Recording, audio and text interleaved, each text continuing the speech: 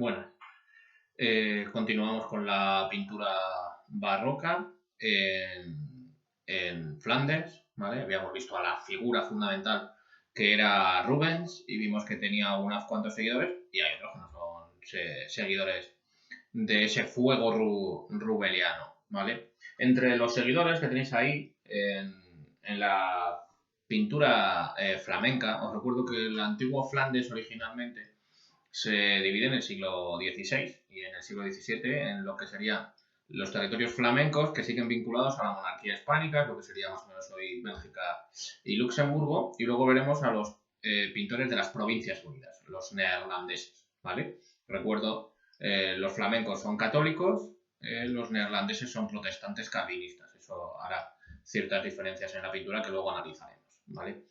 Pues estos pintores flamencos, seguidores algunos e incluso alumnos de la pintura de Rubens, pues entre ellos, el primero que vamos a analizar es Antonio van Dyck, ¿vale? Es un personaje muy interesante, sobre todo porque se mueve mucho, igual que Rubens, ¿vale? Además, como os pongo ahí, es uno de los mejores retratistas, sobre todo vamos a analizar retratos. Trabaja fundamentalmente en Inglaterra al servicio de Jacobo I, le va a retratar a él y a miembros de su familia. Más tarde se va a Italia, allí entra en contacto con los colores de la pintura veneciana, con lo ampuloso de la pintura borgoñona, ¿vale? Y más tarde, luego va a regresar, después de vivir unos años en Génova, va a regresar a Amberes, aunque de allí luego finalmente vuelve a Inglaterra y se convierte en retratista del rey inglés Carlos I, ¿vale? Los retratos de Van Dyck son retratos muy elegantes. Retrata a figuras de la alta sociedad de los distintos lugares donde está, sobre todo en Inglaterra, y son retratos, como os pongo ahí, muy elegantes, refinados, ¿vale? Que lo que quiere captar es eso, la elegancia del personaje al que está representando. Este pintor, Van Dyck, va a ser un pintor muy copiado en épocas posteriores, sobre todo por los retratistas ingleses que más adelante analizaremos. Entre sus más bellos retratos, el más famoso de todos, yo creo, que es el rey Carlos I de cacería. ¿Vale? Ahí vemos al rey Carlos I, detrás un mozo con su caballo, ¿vale? Aquí sobre todo lo interesante es ver las texturas de las telas, que con una pincelada bastante suelta lo refleja bastante fielmente, ¿vale? Toda la pincelada es muy suelta, cuanto más al fondo, recuerdo por esa perspectiva aérea, más suelta, pero en todo el cuadro la pintura es bastante suelta, nos recuerda un poco a Tiziano, ¿vale? El cuadro, pues, como veis, el rey está retratado de forma muy elegante, con una postura súper elegante, la elegancia inglesa, ¿vale? Que es una de las principales cosas, como hemos dicho, que Van Dyck quiere reflejar, ¿vale? El retrato del cardinal Bentivoglio, su estancia en Italia, ¿vale? También es un retrato, como veis, también con la pincelada bastante suelta. Sin embargo, veis el paño blanco, ahí la pincelada es un poquito más prieta, pero en general la pincelada es bastante suelta y sobre todo el fondo hay hay bastante esfumato en la zona del fondo, sobre todo a la derecha, ¿vale? Es un retrato también muy elegante, ¿vale? Y como os pongo ahí, ensaya algunas posturas, esa 3/4, etcétera, que ya la habían utilizado otros autores como Rafael o como Leonardo y que va a ser posiblemente también muy imitada por autores posteriores. En el Museo del Prado tenemos algún retrato de Van Dyck como el del grabador Paul Font, ¿vale? Muy elegante también el, el cuadro con un fondo bastante, se llama fondo neutro, cuando no se ve nada y ves ahí un fondo más o menos oscuro para destacar la figura, pues eso se llama fondo neutro, ¿vale? Pues con un fondo neutro, y luego con esos cuellos en blanco para conseguir el contraste, porque la mayor parte de la figura está también vestida de un euno, creo, más fuerte. Las diferencias de tonalidades de negro nos hacen ver y percibir desde dónde está proyectada la luz. No muy nítida, no muy fuerte, pero lo suficiente para destacar al personaje, ¿vale? También va a pintar pinturas religiosas, ¿vale? También pinta pinturas religiosas, pero ahí no es el campo que le dio más fama y en el que mejor se desenvolvió, ¿vale? Entre sus obras destaca, por ejemplo, la corona de espinas. Ahí están colocando a Jesús, esa corona de espinas. Mirad que es un cuadro muy realista, ¿vale? El realismo en la figura de Jesús, la espalda del Señor, que está ahí haciendo un poco de cojillas o de puñetitas en la muñeca, ¿vale? Y también es bastante realista el retrato de el matrimonio místico de Santa Catalina. Ya la temática lo explicamos en la clase anterior, así que no nos vamos a retener, ¿vale? La Virgen María, os recuerdo, color del manto azul y luego el interior rojo, siempre la distinguimos en prácticamente todas los retratos. Y la Santa retratada como una gran noble o una persona de alta cuna, pero de la sociedad del siglo XVII, está vestida casi como una noble del siglo XVII, más que como, al fin y al cabo también Santa Catalina era una noble pero romana, pero ese anacronismo histórico no retratan a la sociedad porque no sabían cómo eran los romanos y lo retratan como eran ellos, ¿vale? Otro de los pintores es Jacobo Jordaens. Este fue también discípulo de Rubens, Van Dyck ya dijimos que lo había sido, Jordaens también. Este es bastante más fiel, sobre todo en los temas religiosos, a su maestro y en los mitológicos, aunque con el paso del tiempo se va a ir dejando ganar por un mayor naturalismo, más cercano a la forma de pintar de Caravaggio casi que de Rubens, se va a acercar al tenebrismo, ¿vale? Con estas características, pues representa escenas, le gusta mucho, de la sociedad burguesa, pero también de la campesina, formas de vida, ¿vale? Lo que se llama temática de vida diaria, ¿vale? De composiciones sobre vida cotidiana, ¿no? Que es lo más habitual para decirlo, ¿vale? Una de sus obras más interesantes, por ejemplo, es el sátiro, ¿vale? El sátiro y el campesino, que utiliza una fábula, ¿vale? Quiero recordar que era de Esopo, pero no estoy seguro al 100%. Para retratar cómo sería la casa de un campesino de la época. Si nos retrata un gato, una vaca, un gallo, unas naturalezas muertas encima de una mesa, ¿vale? Esta fábula que nos cuenta, pues el campesino se encuentra con el sátiro y empiezan a hablar y se hacen más o menos amigos y en un momento de estar en el campo para conversar, el campesino se acerca a los dedos de la mano y se los sopla. Y el sátiro le dice, ¿y para qué te soplan las manos? Y le dice, para calentármelas. Ah, mira, qué curioso, tal cual. Y luego van y se van a comer, le invita a comer al sátiro y el campesino se pone a comer y se va a comer sus gachas están calientes y empieza a soplarlas. Y el sátiro le dice, ¿y para qué soplas ahora las gachas? Y dice, pues para enfriarlas. Y entonces el sátiro indignado dice, no puedo ser amigo de una persona que sopla caliente y frío a la vez. Y es el momento en el que está reflejado. Cuando el sátiro levanta la mano como, me voy. Aquí lo que se quiere retratar sobre todo es la dualidad de la moral del hombre.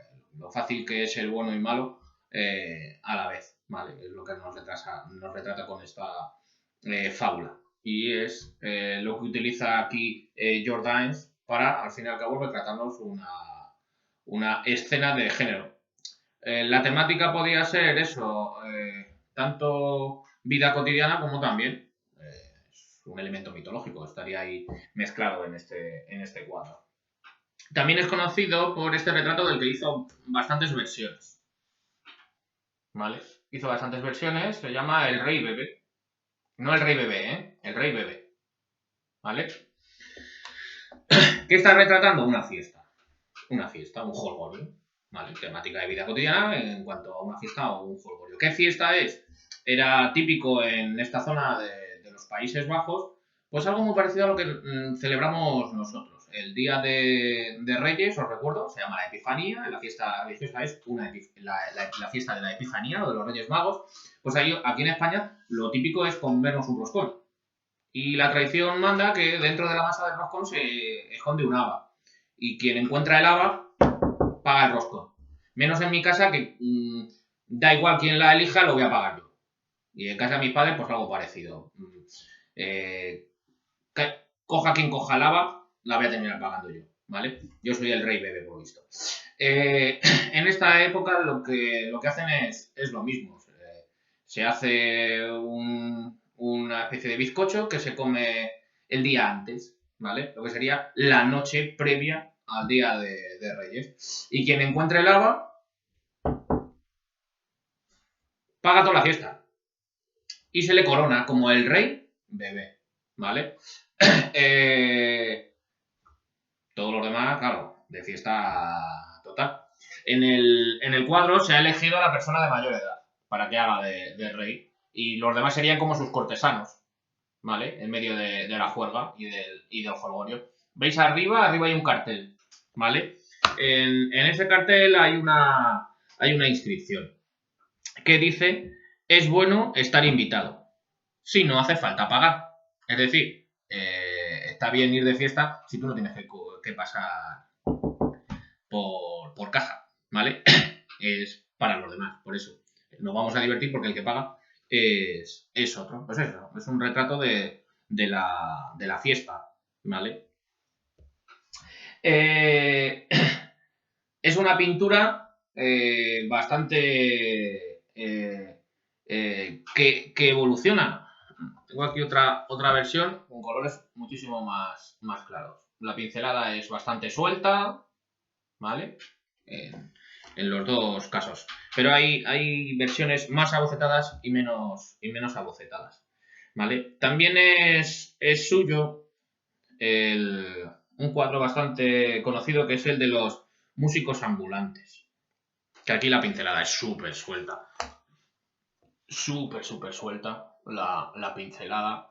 Y es casi una pintura casi abocetada, ¿vale? Y la pincelada es súper suelta.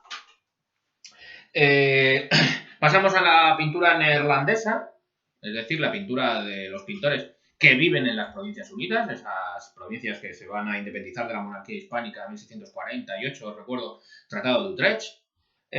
Allí son de religión protestante y protagonizada o dominada por una sociedad burguesa, ¿vale? Eso hace que se cambie el tipo de pintura en esta zona. Aquí gustan más las pinturas más pequeñas, de formato más pequeño, porque se dedican sobre todo para decorar paredes de palacios, casas, edificios, ¿vale? Los temas principales que se van a retratar, pues ahí lo pongo, los 4 principales, religiosos. No se destinan a la iglesia porque las iglesias protestantes no tienen ningún retrato. Las obras, la iconografía tanto de Jesús como de santos, etcétera, pues no se retrata, es pecado. Llevan al máximo a la prohibición bíblica de representar a Dios, y como todos estamos hechos a imagen y semejanza de Dios, pues no se representan. Algo parecido a lo de los musulmanes.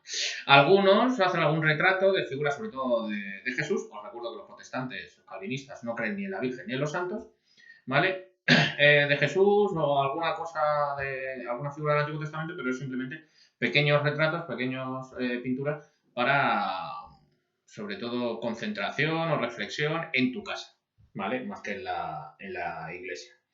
Luego también hay escenas mitológicas, pero aquí sin la sensualidad, por ejemplo, que vimos en Rubens con las Tres Gracias, ¿vale? O en otras pinturas, como hemos visto en el caso de Tiziano en el Renacimiento, con escenas bastante eróticas, vamos a decir. En Flandes no vamos a... En las Provincias Unidas no vamos a hacer eso. Y como hemos visto con el sátiro, pues son más con una intención moralizante que con otro tipo de deseos, vamos a decir, ¿vale?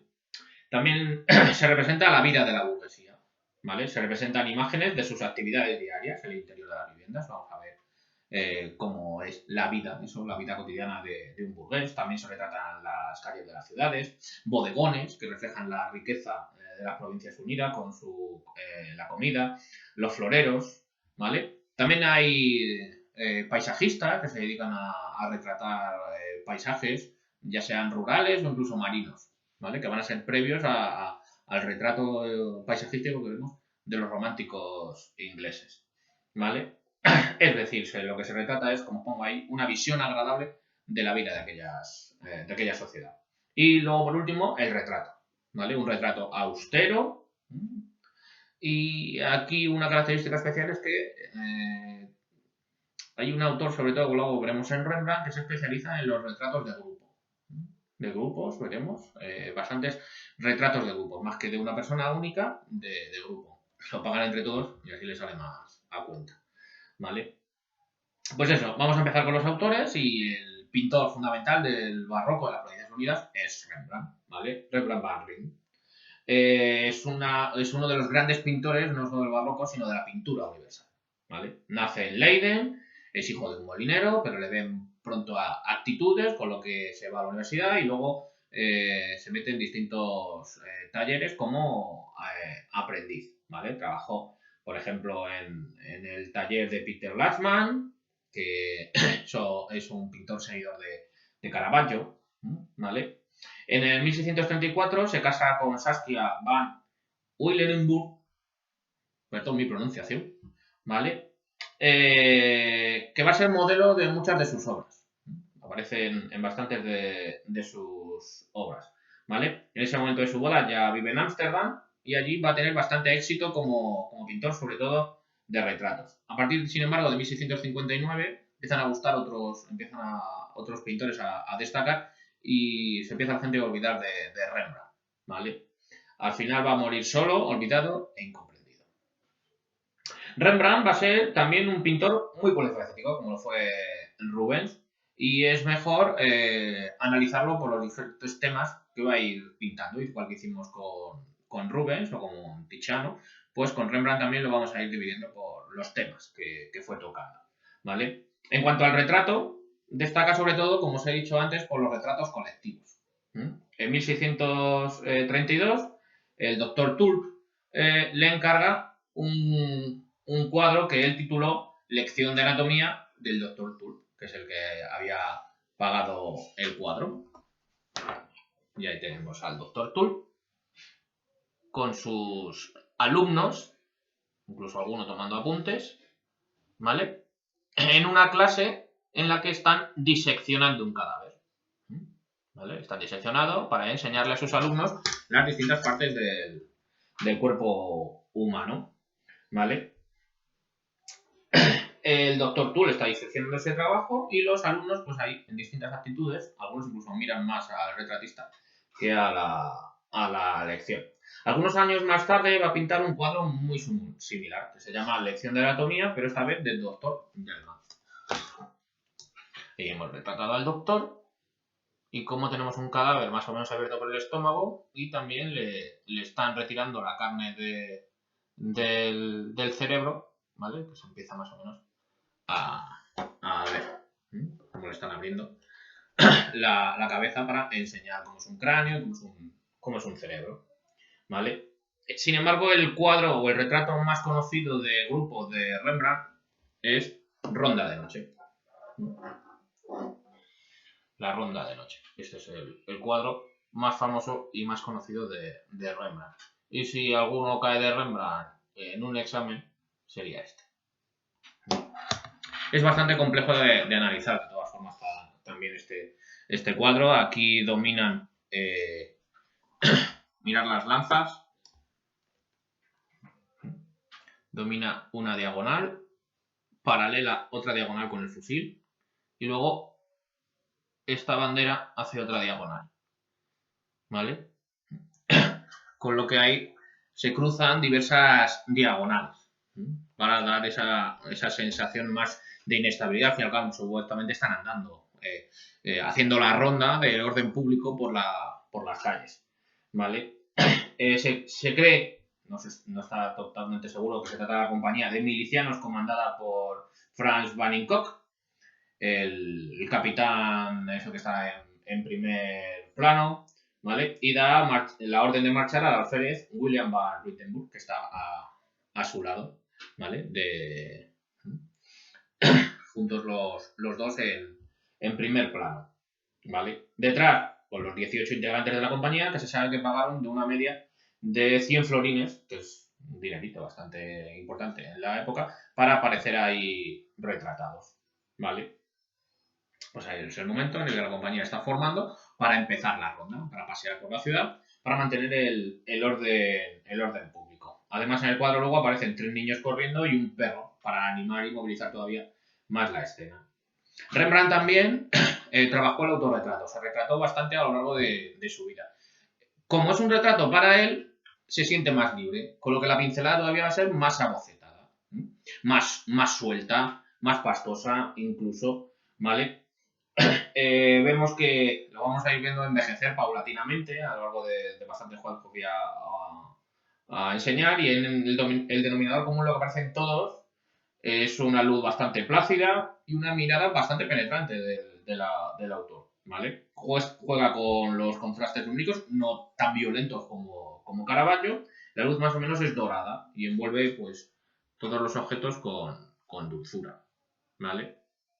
Bueno, antes de hacer los retratos, este también es famoso de los retratos colectivos, que es el síndico de pañeros, ¿vale? Se supone que la asociación de pañeros, de los talleres textiles, ¿vale? Mira, qué pincelada más suelta. Esto es cuando es todavía jovencito,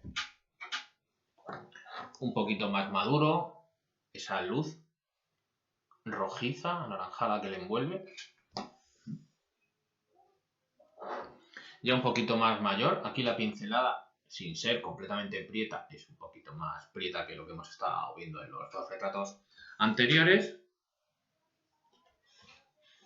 Y aquí en su momento de máximo esplendor, vamos a decir, ¿vale? Como juega con la luz, ese contraste, ahí casi, este es un retrato casi tenebrista, incluso, ¿vale? Realizó también obras de carácter mitológico, ¿vale? Una de sus más conocidas es el rapto de Ganímedes, que Ganímedes es el copero de Zeus, copero de los dioses. Zeus se enamora de Ganímedes. En algunos retratos Ganímedes está retratado como un bebé, como es este caso, otros como un joven. Zeus se convierte en águila y se lo lleva al Olimpo, ¿vale? Triángulo invertido. Las alas están desplegadas hacia abajo, así que el triángulo es invertido. El triángulo invertido no da estabilidad, sino todo lo contrario. De esta forma crea así más o menos estabilidad, pero invertido nos crea también sensación de estabilidad, porque lo que se crea son dos diagonales hacia los lados, ¿vale? Pincelada también bastante suelta. En general Rembrandt la pincelada es bastante suelta. También es obra suya Danae. Ahí vemos a su servidora, justo antes de recibir la lluvia dorada. Y el rapto de Europa. Vale, ya vemos a Zeus convertido en toro precioso. Europa se sube encima y rápidamente Zeus sale corriendo hacia la isla de Creta, donde la poseerá. ¿Vale?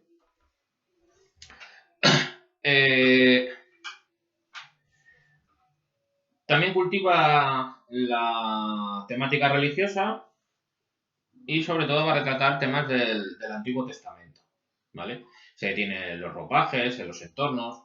Una de las obras más bellas de temática religiosa es la adoración, ¿vale? Aquí venimos la adoración de los pastores, ¿vale? Envuelta todo en una luz muy cálida. Un claro oscuro, bastante bonito, con una luz como anaranjada. Sería una hoguera la que está iluminando, aunque no se pueda percibir, pero sería lo lógico, ¿vale? Una pincelada también muy suelta, casi abocetada. También hizo paisajes. También hizo, bueno, antes de enseñaros los paisajes, otra de temática religiosa, aunque no le he puesto los apuntes, el sacrificio de Isaac.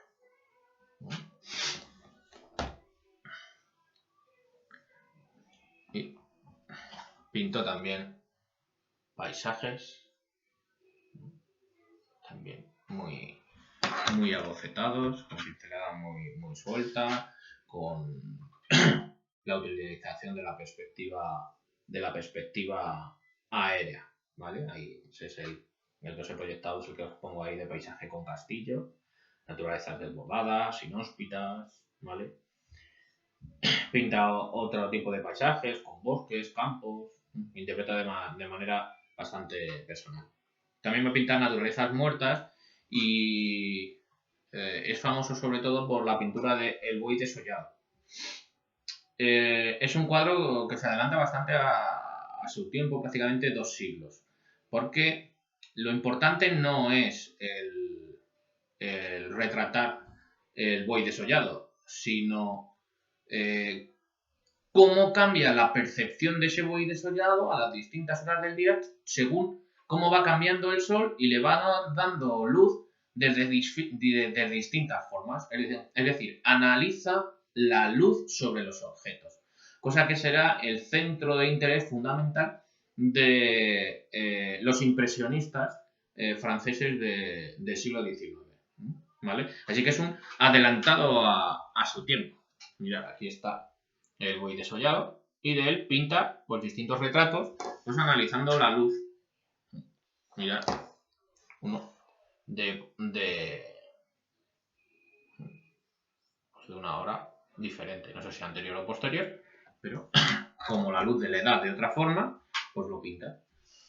Analizando fundamentalmente los cambios de la luz, que es el verdadero protagonista del cuadro.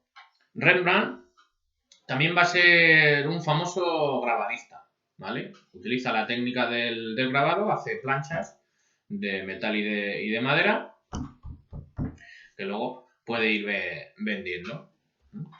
¿Vale? Aquí tenemos a Jesús. ¿Vale? El otro gran grabadista que vamos a ver en la historia de la pintura es Goya. Goya y Rembrandt son los grandes grabadistas de la historia de la pintura. ¿Vale? Otro de los autores de las Provincias Unidas más conocidos es Frans Hals. Frans Hals es el Van Dyck de aquí de las Provincias Unidas. Es un retratista, se dedica básicamente al retrato. ¿Vale? Se estableció en Harlem, no en el barrio Harlem de Nueva York, sino en la verdadera Harlem, que está allí en las Provincias Unidas, y es autor de muchísimos retratos, tanto de grupos como individuales, en esa ciudad de Harlem. Entre sus cuadros pues, más conocidos está, por ejemplo, este, ¿vale? Qué señoras más simpáticas, ¿eh?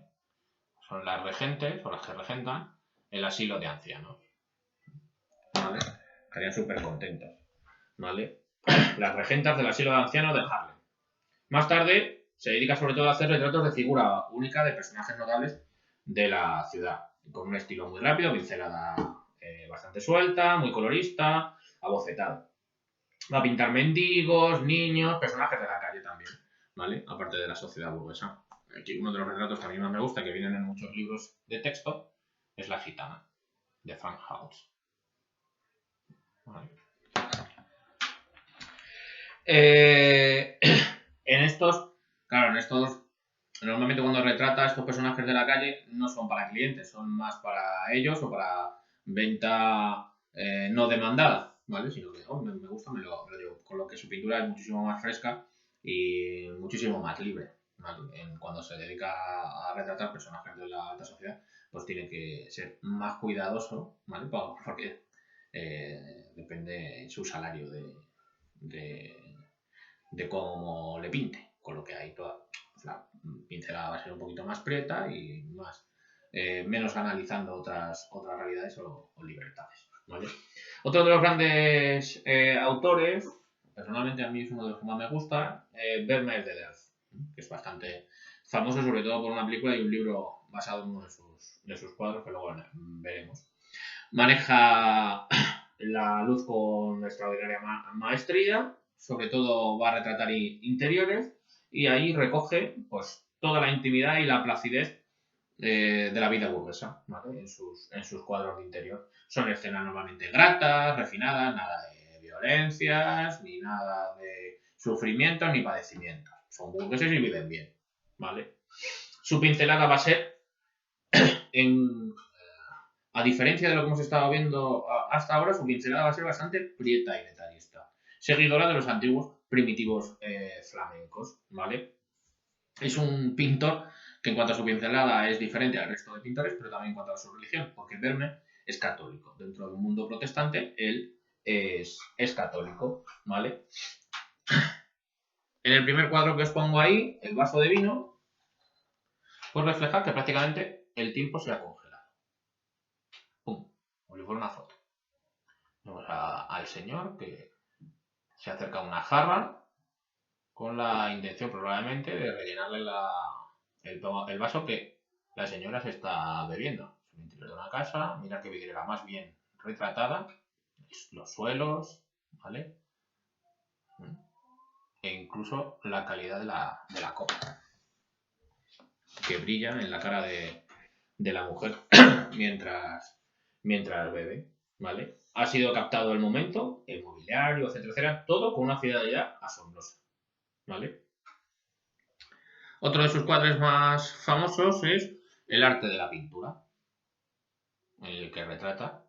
Es como si estuviéramos asomándonos a una habitación, las cortinas, como si las estuviéramos moviendo, para poder ver a un pintor haciendo un retrato. ¿A quién está retratando? A Clio, la musa de la historia. ¿Vale? Es una escena muy íntima, como veis ahí. ¿Vale? Está pintándolo junto a una ventana, que es la que da claridad allí al fondo, delante de la chica. ¿Por qué sabemos que es Clio? Pues porque luce una corona de laurel y sostiene un cuerno que representa la fama como encarnación de la celebridad y luego lleva un libro representando el conocimiento, según el libro del siglo XVI de Sechaveripa sobre emblemas y personificaciones, ¿vale? Titulado Iconología. Según eso, pues sabemos que es Clio. Arriba, en la lámpara, vemos un águila de dos cabezas, que es el símbolo de los Habsburgo, que hasta hace nada habían reinado sobre ese territorio, ¿vale?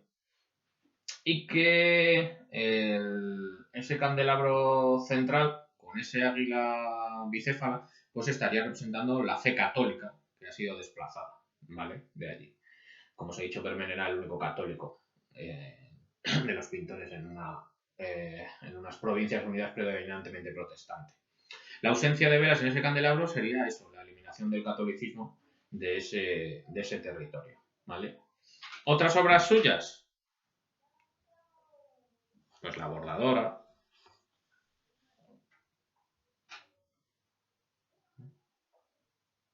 haciendo encaje de bolillos, que todavía hoy se hace. La lechera, súper famoso, pues está en las etiquetas. Cuando yo era pequeño, en todas las etiquetas de leche condensada venía este retrato.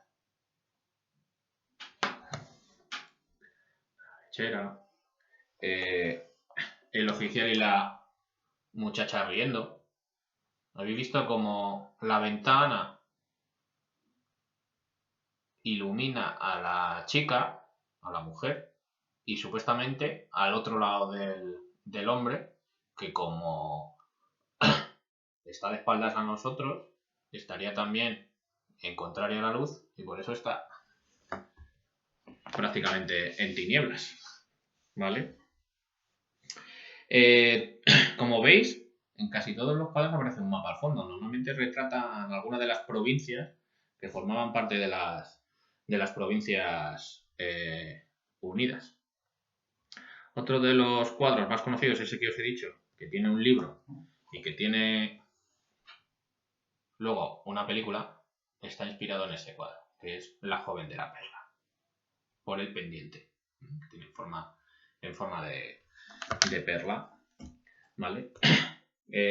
Además de pintar estas escenas de interior, de la sociedad burguesa, también va a pintar paisajes, ¿vale? Va a pintar por representaciones idealizadas de la ciudad de Delft, como en su famoso cuadro Vista de Delft. ¿Veis? Sigue la característica que vimos en los primitivos flamencos en cuanto al horizonte. ¿Vale? Pinta mucho cielo y poco... Bueno, lo ha cambiado, perdonadme. Lo ha cambiado. Antes el horizonte estaba mucho más alto, pues ahora se baja un poquito, ¿vale? En el caso de Vermeer. Luego estaría Jacob van Ruysdael, que sobre todo se va a dedicar a la pintura paisajística, igual que Hobbema, ¿vale?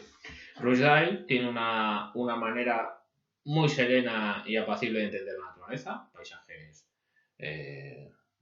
idílicos, ¿vale? Para reflejar el paisaje holandés de la época. La línea de su horizonte está bastante baja, como había hecho Vermeer, y con los cielos bastante nublados, ¿vale? En esos paisajes se van a inspirar luego los paisajistas ingleses del 18 como Constable, ¿vale? Para retratar los paisajes bucólicos ingleses, ¿vale? Va a hacer sobre todo Ruysdael muchos aguafuertes, esa técnica del aguafuerte, y uno de sus cuadros más conocidos es el de El molino de Wick. ¿Veis ese cielo plomizo a punto de llover? Vale, esa zona ya sabéis que tiene un clima oceánico bastante lluvioso. ¿Vale? Bueno, pues por hoy lo dejamos por aquí y en la próxima clase pues ya acabamos con la pintura barroca, ¿vale? Bueno, hasta otro día.